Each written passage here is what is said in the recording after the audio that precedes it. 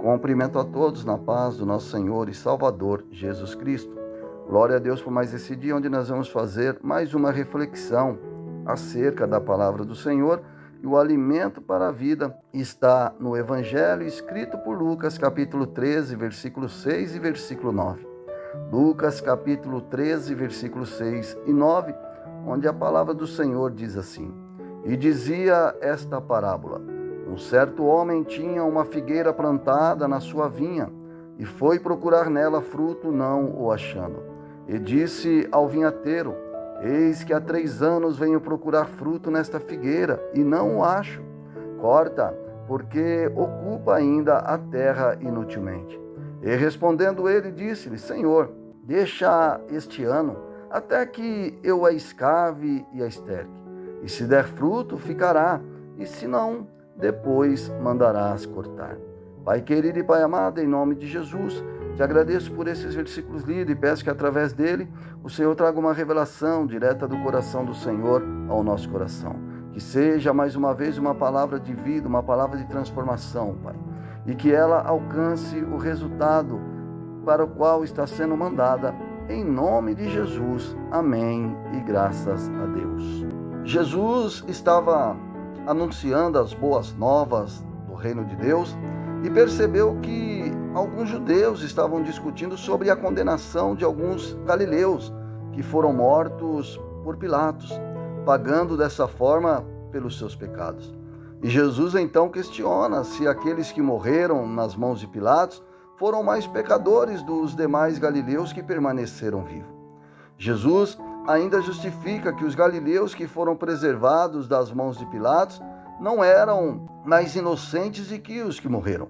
E que também os judeus que estavam discutindo sobre esse assunto não estavam em condições melhores. Tanto que Jesus enfatiza que se eles não se arrependessem, teriam um final tão trágico quanto daqueles que pereceram. E Jesus já não estava falando sobre a morte física, e sim a situação de perca da vida eterna, que era de igual modo tanto para os galileus como para os judeus. A ideia da fala de Jesus era ressaltar para eles que não importa etnia, raça, classe social, todos estão em condições semelhantes diante de Deus. Não existem privilégios. Se os conceitos não forem modificados em relação a Cristo, todos atravessarão para a eternidade sem Deus e, obviamente, sem salvação. Após Jesus adverti-los, conta-lhes a parábola de uma figueira plantada no meio de uma vinha. E nessa parábola é relatada que o dono da vinha, pelo 3º ano consecutivo, ao procurar, não achou frutos na figueira. E pede para o vinhateiro então cortá-la, por estar ocupando a terra inutilmente. Devemos, em primeiro lugar, observar que os personagens dessa parábola representam Deus como dono da vinha, Jesus como vinhateiro e os judeus, ou cada um de nós, como a figueira. Se não olharmos com cuidado o texto, podemos achar o dono da vinha um ser intolerante e que cortar a figueira não seria a solução ideal. Mas João Batista, quando estava batizando no Rio Jordão, ao perceber a quantidade de fariseus e saduceus no batismo, ele disse em Mateus capítulo 3, versículo 10, E também agora está posto o machado à raiz das árvores. Toda a árvore, pois, que não produz bom fruto, é cortada e lançada no fogo. E o próprio Jesus repete em Mateus capítulo 7, 19, que toda árvore que não dá bom fruto, corta-se e lança no fogo.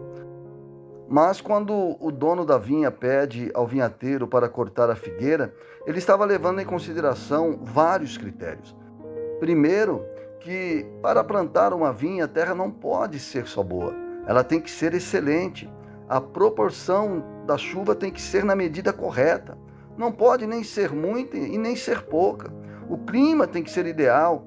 Então entendemos que a figueira tinha todos os componentes necessários para frutificar, mas mesmo assim não dava frutos.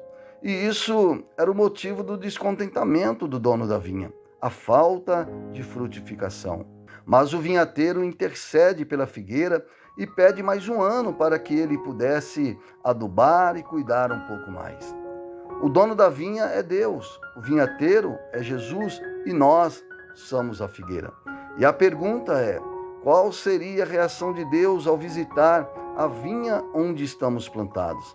Será que ele encontraria algum tipo de fruto ou apenas uma árvore em terra boa, mas infrutífera?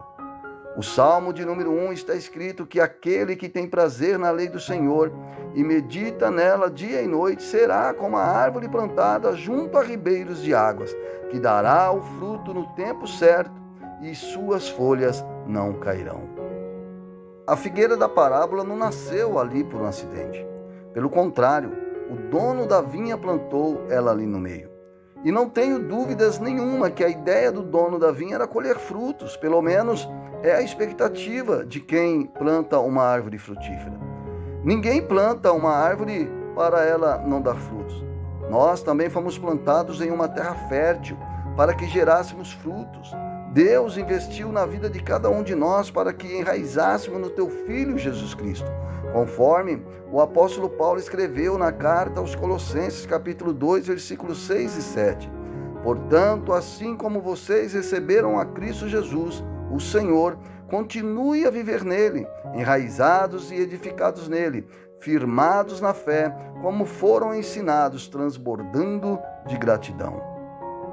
Temos que estar ligados em Cristo, através do Espírito Santo, para que possamos caminhar firme e constante, vencendo os temporais da vida, as investidas dos inimigos, e que na visita do dono da vinha à terra que estamos plantados, ele possa encontrar em cada um de nós não só frutos, mas excelentes frutos, e fazer uma boa colheita.